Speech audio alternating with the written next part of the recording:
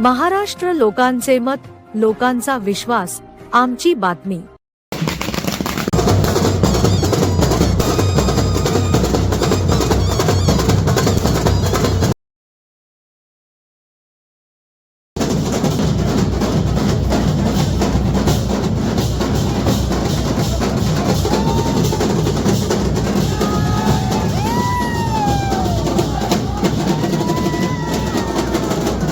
आज या ठिकाणी छत्रपती संभाजीनगर जिल्हा मध्यवर्ती बँकेची अध्यक्ष उपाध्यक्ष निवड होती। या ठिकाणी निश्चित आज या ठिकाणी माझे अध्यक्ष म्हणून निवड झाली आणि उपाध्यक्ष म्हणून रामराव शेळके यांची निवड झाली।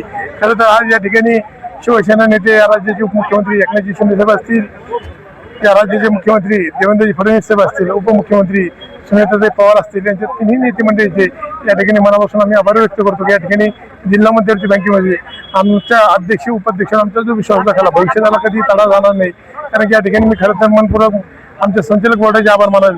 या ठिकाणी बिनविरोध एकमुखी त्या ठिकाणी अध्यक्ष म्हणून आणि उपाध्यक्ष शेळके यांची निवड झाली आहे।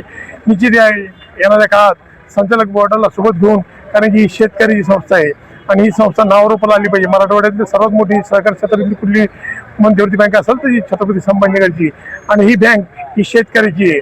या ठिकाणी तरुण वर्ग असेल, शेतकरी असेल, महिलांना कसं या बँकेच्या माध्यमातून आपल्याला प्रोत्साहन देता येईल, बँकेचं कसं हित जोपासेल यासाठी अध्यक्ष असतील, मी असेल, उपाध्यक्ष असेल, आमचे संचालक बोर्ड असेल, हे कटिबद्ध आहे। निश्चित मला या ठिकाणी खात्री ही बँक नावारूपाला आल्याशिवाय राहणार नाही।